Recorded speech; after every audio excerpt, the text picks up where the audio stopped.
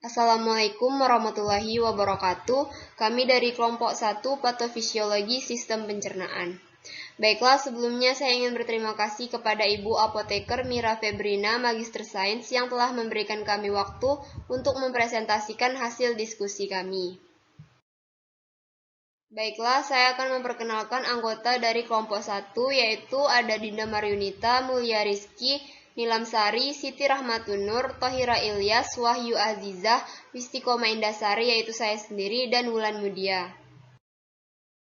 Materi yang pertama yaitu pengertian sistem pencernaan manusia. Sistem pencernaan manusia adalah proses perubahan atau pemecah zat makanan dari molekul kompleks menjadi molekul yang lebih sederhana dengan menggunakan enzim dan organ-organ pencernaan. Sistem pencernaan ini dibedakan menjadi 3. Berdasarkan prosesnya, pencernaan makanan dapat dibedakan menjadi 2 macam, yaitu proses mekanis dan proses kimiawi. Proses mekanis yaitu pengunyahan oleh gigi dengan dibantu lidah serta peremasan yang terjadi di lambung. Sedangkan proses kimiawi yaitu pelarutan dan pemecahan makanan oleh enzim-enzim pencernaan dengan mengubah makanan yang bermolekul besar menjadi molekul yang berukuran kecil. Pencernaan secara kimiawi dan menggunakan enzim pitialin yang terdapat pada ludah yang dihasilkan oleh 3 pasang kelenjar ludah atau saliva. Enzim pitialin berfungsi mengubah zat tepung menjadi maltosa atau glukosa. Makanan mengalami proses pencernaan sejak makanan berada di dalam mulut hingga proses pengeluaran sisa-sisa makanan hasil pencernaan. Adapun proses pencernaan makanan meliputi hal-hal berikut. Yang pertama yaitu ingesti, merupakan pemasukan makanan ke dalam tubuh melalui mulut. Yang kedua, mastikasi, merupakan proses mengunyah makanan oleh gigi. Yang ketiga, deglutisi, merupakan proses penelan makanan di kerongkongan. Yang keempat, digesti, merupakan pengubahan makanan menjadi molekul yang lebih sederhana dengan bantuan enzim terdapat di lambung. Yang kelima, absorpsi, merupakan proses penyerapan terjadi di usus halus. Yang terakhir yaitu defekasi, merupakan pengeluaran sisa makanan yang sudah tidak berguna untuk tubuh melalui anus. Sekian dari saya, terima kasih. Baiklah, selanjutnya yaitu saluran pencernaan yang terdiri atas mulut, tenggorokan atau faring, kerongkongan atau esofagus, lambung, usus halus atau usus kecil, usus besar atau kolon, serta rektum dan anus. Yang pertama yaitu mulut. Mulut merupakan jalan masuk untuk sistem pencernaan. Bagian dalam dari mulut dilapisi oleh selaput lendir. Di dalam mulut terdapat beberapa alat yang berperan dalam proses pencernaan, yaitu ada gigi, lidah, dan kelenjar ludah atau glandula salivales. Barisan gigi melumat dan menghancurkan makanan. Air ludah saliva membantu melunakkannya. Enzim saliva mulai membantu menguraikan karbohidrat atau pati. Lidah membantu membolak-balikkan makanan dan membantu menelan. Yang kedua yaitu ada tenggorokan atau faring. Faring merupakan penghubung antara rongga mulut dan kerongkongan. Yang ketiga yaitu kerongkongan atau esofagus, merupakan saluran yang menghubungkan antara rongga mulut dengan lambung.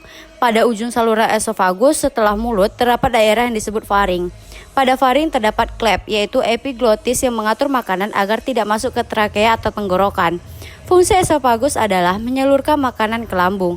Agar makanan dapat berjalan sepanjang esofagus, terdapat gerakan peristaltik sehingga dapat berjalan menuju lambung. Yang keempat yaitu lambung. Lambung adalah kelanjutan dari esofagus, berbentuk seperti kantung. Lambung dapat menampung makanan 1 liter hingga mencapai 2 liter. Dinding lambung disusun oleh otot-otot polos yang berfungsi menggerus makanan secara mekanik melalui kontraksi otot-otot tersebut. Ada 3 jenis otot polos yang menyusun lambung, yaitu otot memanjang, otot melingkar, dan otot menyerong. Dengan susunan otot seperti ini, menyebabkan makanan tercampur merata membentuk bubur yang disebut cime apabila otot berkontraksi. Dinding lambung terdiri dari 4 lapisan. Pada lapisan itu terdapat kelenjar-kelenjar yang menghasilkan getah lambung. Getah lambung mengandung asam klorida atau HCl, renin, pepsinogen, dan lipase. HCl berfungsi sebagai disinfektan, yaitu untuk membunuh kuman-kuman yang masuk bersama makanan atau menjadikan kuman tidak berbahaya, serta mengasamkan makanan dan membantu pembentukan pepsin. Renin berfungsi mengendapkan kasein atau protein susu dari air susu. Kasein akan diubah oleh pepsin menjadi pepton. Renin hanya dihasilkan oleh lambung mamalia. Pepsinogen akan diubah menjadi pepsin dalam lingkungan HCl. Pepsin berfungsi mencerna protein yang menjadi zat yang molekulnya lebih kecil dan mudah larut yang disebut pepton. Lipase berfungsi untuk mencerna lemak. Baiklah, saya Mulyarski dengan NIM 2001064 akan melanjutkan materi selanjutnya. Yang kelima yaitu usus halus atau usus kecil. Usus halus atau usus kecil adalah bagian dari saluran pencernaan yang terletak di antara lambung dan usus besar. Dinding usus kaya akan pembuluh darah yang mengangkut zat-zat yang diserap ke hati melalui vena porta. Usus halus terdiri dari 3 bagian, yaitu yang pertama usus 12 jari atau duodenum, yang kedua usus kosong atau jejunum, dan yang ketiga usus penyerapan atau ileum. Pada permukaan usus halus terdapat tonjolan-tonjolan yang disebut villi. Fungsi villi adalah memperluas bidang penyerapan usus halus sehingga proses absorpsi makanan menjadi lebih maksimal. Di dalam usus 12 jari dihasilkan enzim dari dinding usus. Enzim tersebut diperlukan untuk mencerna makanan secara kimiawi, yaitu ada enterokinase untuk mengaktifkan tripsinogen yang dihasilkan pankreas. Yang kedua, erepsin atau dipeptidase untuk mengubah dipeptida atau pepton menjadi asam amino. Yang ketiga, laktase mengubah laktosa menjadi glukosa. Yang keempat, maltase berfungsi mengubah maltosa menjadi glukosa. Yang kelima, disakrase mengubah disakarida menjadi monosakarida. Yang keenam, peptidase mengubah polipeptida menjadi asam amino. Yang ketujuh, lipase mengubah trigliserida menjadi gliserol dan asam lemak. Yang kedelapan, sukrase mengubah sukrosa menjadi fruktosa dan glukosa. Yang keenam yaitu usus besar atau kolon. Usus besar adalah saluran yang berhubungan dengan bagian usus halus atau ileum dan berakhir dengan anus, yang panjangnya sekitar 1,5 meter dan diameternya kurang lebih 6,3 cm dan mempunyai pH 7,5 sampai 8. Fungsi dari usus besar yaitu yang pertama untuk mengabsorpsi 80% sampai 90% air dan elektrolit dari kimus yang tersisa dan mengubah kimus dari cairan menjadi massa semi padat. Yang kedua, memproduksi mukus. Yang ketiga, mengekskresikan zat sisa dalam bentuk feses. Usus besar dibedakan menjadi 3 bagian. Yang pertama, coecum, merupakan pembatas antara ileum dan kolon. Yang kedua, kolon. Pada kolon terjadi gerakan mencampur isi kolon dengan gerakan mendorong. Pada kolon ada 3 divisi, yaitu kolon ascendens yang merentam dari coecum sampai ke tepi bawah hati di sebelah kanan dan membalik secara horizontal pada plexura hepatica. Yang kedua, kolon transversum, yaitu merentang menyilang abdomen ke bawah hati dan lambung sampai ke tepi lateral ginjal kiri. Tempatnya memutar ke bawah pada plexura sphenic. Yang ketiga, kolon descendens, merentang ke bawah pada sisi kiri abdomen dan menjadi kolon sigmoid berbentuk S yang bermuara di rektum. C. Rektum merupakan tempat penampungan sementara feses sebelum dibuang melalui anus, yang panjangnya sekitar 12-13 cm. Yang ketujuh yaitu rektum dan anus. Rektum berfungsi sebagai tempat penyimpanan sementara feses. Anus merupakan lubang di ujung saluran pencernaan di mana bahan limbah keluar dari tubuh. Sekian, terima kasih. Penyakit saluran pencernaan. Yang pertama, PUD atau peptic ulcer disease. Epidemiologi. Di Amerika Serikat, sekitar 4 juta orang memiliki tukak lambung aktif dan sekitar 3.050.000 kasus baru didiagnosis setiap tahun 4 kali. Lebih banyak tukak duodenum dibandingkan tukak lambung diagnosis. Sekitar 3.000 kematian per tahun di Amerika Serikat adalah karena ulkus duodenum dan 3.000 karena ulkus lambung. Etiologi. Ekskresi asam lambung yang berlebihan, terlalu sering menggunakan obat penghilang rasa sakit yang dijual bebas di warung atau yang dapat dibeli tanpa resep dokter. Penggunaan alkohol berat, stres psikologis, dan merokok dapat memperburuk dan dapat memperluas ulkus terutama pada seorang dengan infeksi bakteri H. pylori. Patofisiologi ulkus peptik terjadi karena ketidakseimbangan antara faktor agresif dan mekanisme pertahanan mukosa lambung atau faktor defensif. Manifestasi klinik PUD atau peptic uklear-disease, gejala nyeri abdomen yang sering terasa seperti rasa terbakar, kambung, perasaan perut penuh, nyeri nokturnal atau rasa nyeri pada malam hari umumnya antara pukul 12 malam hingga 3 pagi. Tingkat keparahan nyeri akibat ulkus bervariasi pada beberapa pasien dan mungkin bersifat musiman terutama pada penderita yang tinggal di negara 4 musim.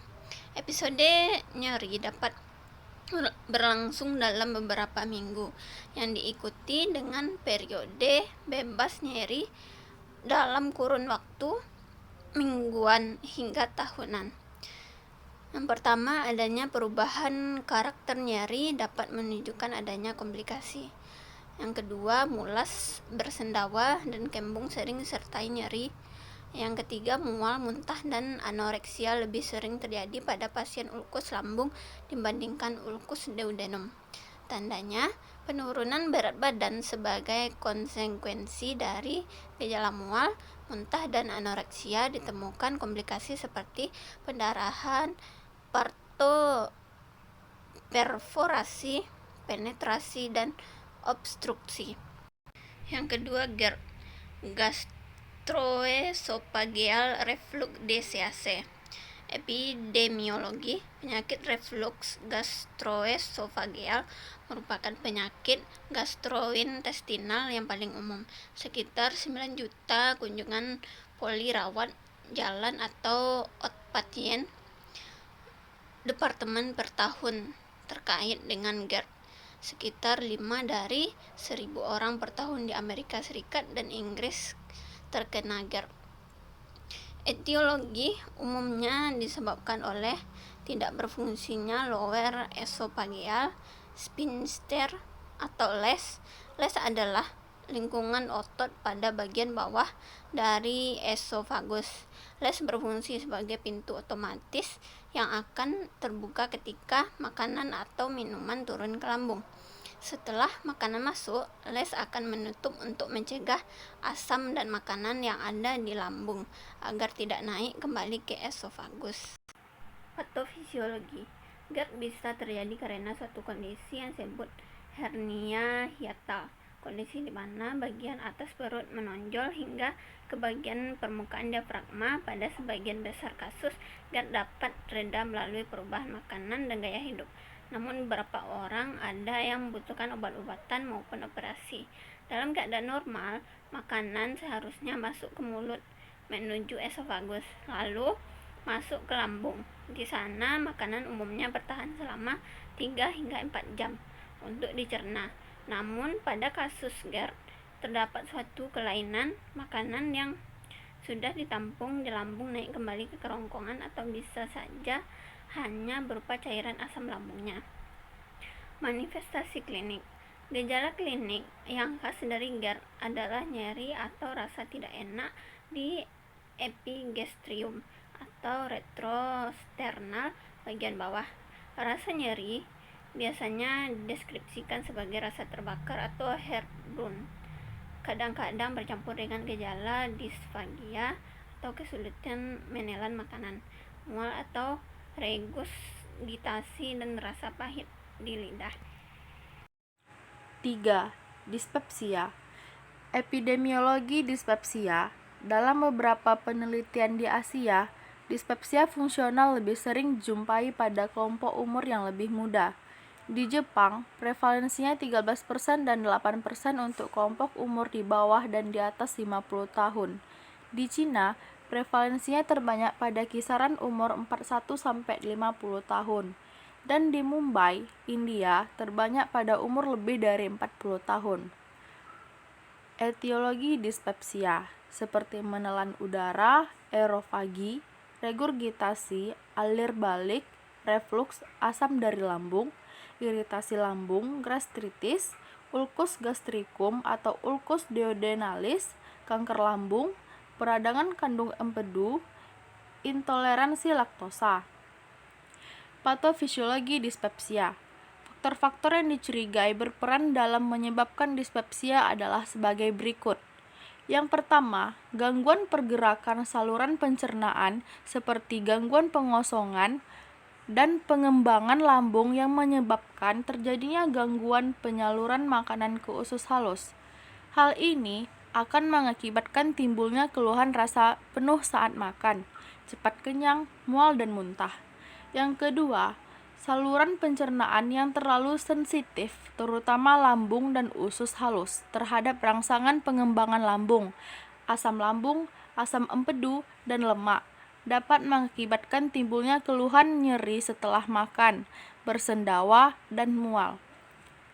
Yang ketiga, pengeluaran asam lambung yang berlebihan dan gangguan pembersihan asam lambung menuju duodenum dapat mengakibatkan terjadinya iritasi pada lambung yang menimbulkan keluhan nyeri pada ulu hati. Yang keempat, stres. Gangguan cemas dan depresi telah dilaporkan berhubungan dengan penurunan kontraksi lambung dan peningkatan pengeluaran asam lambung. Oleh karena itu, semakin tinggi tingkat stres, maka semakin tinggi risiko untuk mengalami dispepsia. Yang terakhir, infeksi lambung. Helicobacter pylori mungkin mempengaruhi terjadinya kelainan-kelainan pada lambung dan tingkat keparahan gejala dispepsia, namun masih belum dapat disimpulkan dengan pasti hubungan yang kuat di antaranya. Manifestasi klinik dispepsia. Manifestasi klinis yang timbul pada dispepsia umumnya berasal dari saluran cerna bagian atas, terutama lambung. Baiklah, saya Nilam Sari NIM 201067. Penyaji berikutnya yaitu akan menjelaskan tentang diare.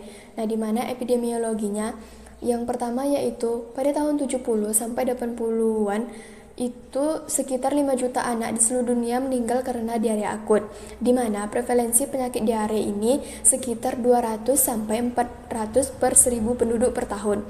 Nah, dari angka prevalensi tersebut, 70 sampai 80% menyerang anak di bawah usia 5 tahun atau balita. Golongan umur ini mengalami 2 sampai 3 episode diare per tahun. Diperkirakan kematian anak akibat diare sekitar 200 sampai 250 ribu setiap tahunnya. Untuk etiologinya itu bisa dari infeksi, di mana virus merupakan penyebab diare akut terbanyak pada anak 70 sampai 80%. Kemudian ada bakteri, protozoa. Selanjutnya yaitu patofisiologinya. Nah, diare adalah ketidakseimbangan antara absorpsi air dan sekresi air atau elektrolit. Pada keadaan normal, absorpsi air dan elektrolit lebih besar dibandingkan ekskresi. Kemudian untuk mekanismenya terbagi menjadi 4, yaitu yang pertama, perubahan transfer aktif yang berakibat pada pengurangan absorpsi sodium, natrium, dan peningkatan sekresi klorida. Yang kedua, yaitu perubahan motilitas saluran pencernaan. Yang ketiga, yaitu peningkatan osmolaritas luminal saluran pencernaan. Dan yang keempat, yaitu peningkatan tekanan hidrostatik jaringan.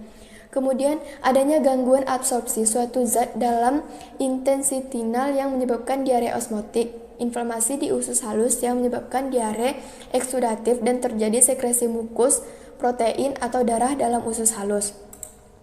Nah, kemudian selanjutnya yaitu manifestasi klinik, di mana mula-mula anak atau bayi cengeng, gelisah, kemudian suhu tubuh mungkin meningkat dan nafsu makan berkurang.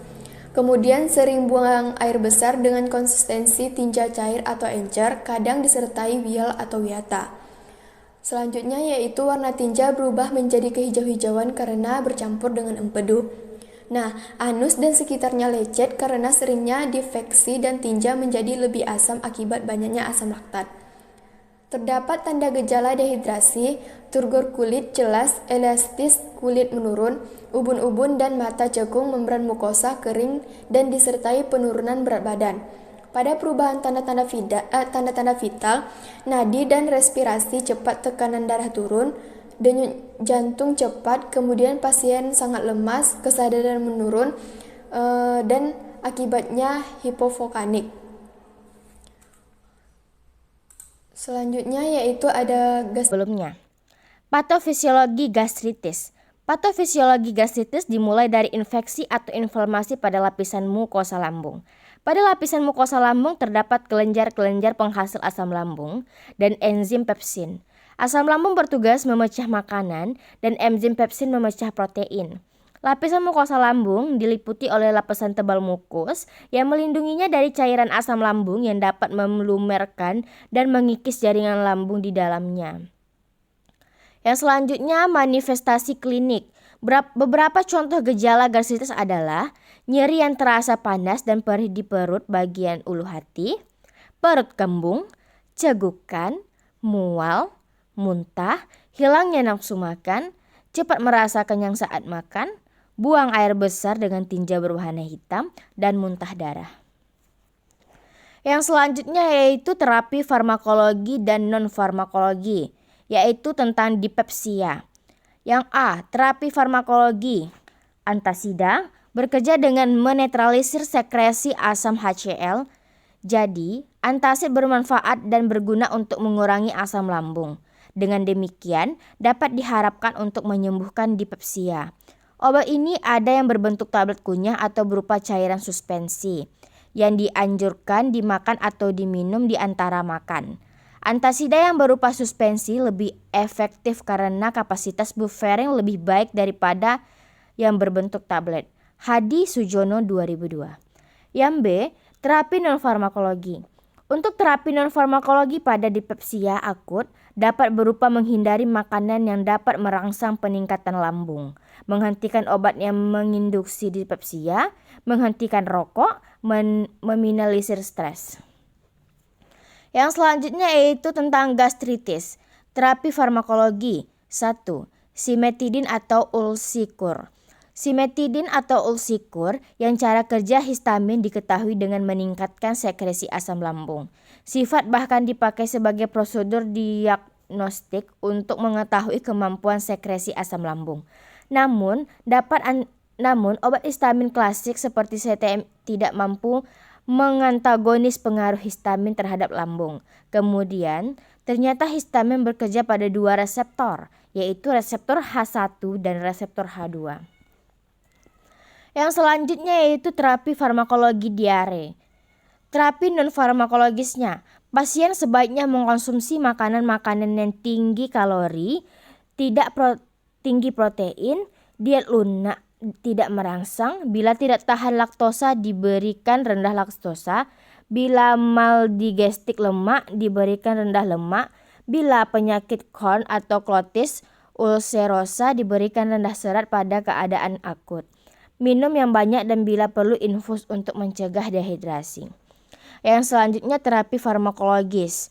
Yang A, bila sesak nafas dapat diberikan oksigen, infus untuk memberikan cairan dan elektrolit. B. Pemberian antibiotik apabila terdapat infeksi. C. Bila penyebab penyakit berupa ameba, parasit, giardia dapat diberikan metronidazole. Yang D. Apabila pasien alergi terhadap makanan, obat, susu dapat diobati dengan menghentikan makanan atau obat penyebab alergi tersebut. Yang E. Keganasan atau polip diobati dengan pengangkatan kanker atau polip. Yang F. TB usus diobati dengan OAT. G. Diari karena kelainan endokrin diobati dengan kelainan endokrinnya. Yang H. Malaabsorpsi diatasi dengan pemberian enzim. Yang I. Kolitis di atas sesuai jenis kolitisnya. Baiklah, saya akan menjelaskan materi selanjutnya, yakni terapi farmakologi konstipasi. Yang non-farmakologinya yaitu pengobatan dan peredaran konstipasi secara alami dapat dilakukan dengan pengubahan pola makan yang menjadi lebih sehat. Kemudian rajin berolahraga, memijat perut dan punggung, meminum air putih yang banyak, dan meminum minuman probiotik dan prebiotik. atau membiasakan diri untuk buang air besar setiap hari dengan membuat jadwal buang air besar yang disebut dengan bowel training. Selanjutnya yaitu farmakologi terapi. Pemberian obat pencahar atau laktatif. Golongan obat ini cenderung efektif serta aman digunakan dalam jangka yang lama. Selanjutnya yaitu terapi farmakologi PUD. Terapi non-farmakologinya salah satu segi pengobatan ulcus duodenalis atau ulcus gastricum adalah menetralkan atau mengurangi keasaman lambung. Proses ini dimulai dengan menghilangkan iritan lambung, misalnya obat anti peradangan non-steroid, alkohol, dan nikotin. Makanan cair tidak mempercepat penyembuhan maupun mencegah kambuhnya ulkus, namun penderita hendaknya menghindari makanan yang tampaknya menyebabkan semakin memburuknya nyeri dan perut kembung. Selanjutnya terapi farmakologi, yaitu antacid. Antacid itu mengurangi gejala, mempercepat penyembuhan, dan juga mengurangi jumlah angka kekambuhan dari ulkus. Sebagian besar antacid bisa diperoleh tanpa resep dokter. Kemampuan antacid dalam menetralisir asam lambung itu bervariasi berdasarkan jumlah antacid yang diminum, penderita, dan waktu yang berlainan pada penderita yang sama. Kemudian pemilihan antacid itu biasanya berdasarkan kepada rasa, efek terhadap saluran cerna, dan harga juga efektivitasnya. Selanjutnya yaitu GERD. Terapi non-farmakologisnya yaitu tata laksana non-farmakologis pasien GERD dilakukan dengan modifikasi gaya hidup dan edukasi pasien yang baik. Nah, hal-hal yang perlu diperhatikan dalam modifikasinya, gaya hidup pasien GERD itu meliputi yang pertama ada modifikasi diet, di mana makanan yang harus dihindari antara lain yaitu kafein, coklat, peppermint, makanan yang bersifat asam seperti jus jeruk atau soda, dan makanan berlemak tinggi, juga makanan yang pedas. Selanjutnya yaitu mengubah posisi tidur, di mana jika pada pasien GERD itu sebaiknya dianjurkan untuk elevasi bagian kepala tempat tidur 15-20 cm dan tidur ke arah sebelah kiri. Selanjutnya yaitu modifikasi kebiasaan, di mana kebiasaan yang harus dimodifikasi diantaranya yaitu menghindari kebiasaan merokok, baik aktif maupun pasif, kemudian menghindari kebiasaan tidur atau duduk 3 jam, terutama saat malam hari, dan kemudian menggunakan permen karet dapat membantu menetralisirkan asam, atau menghindari pakaian terlalu ketat dan menurunkan berat badan dengan cara olahraga secara teratur. Selanjutnya terapi farmakologinya yaitu terapi farmakologis GERD dilakukan dengan supresi asam, di mana pemberian adjuvan juga dapat dilakukan. Nah, pemilihan terapi yang dapat diberikan antara lain adalah suspensi asam. Suspensi asam itu merupakan terapi lini pertama pada GERD. Pilihan obat yang dapat diberikan adalah inhibitor pompa proton, di mana inhibitor pompa proton merupakan obat pilihan pada GERD dosis inisial 20 atau 40 mg. Dapat diberikan 1 kali sehari sebelum makan pagi selama 2-4 minggu. Sekian penjelasan dari saya. Terima kasih.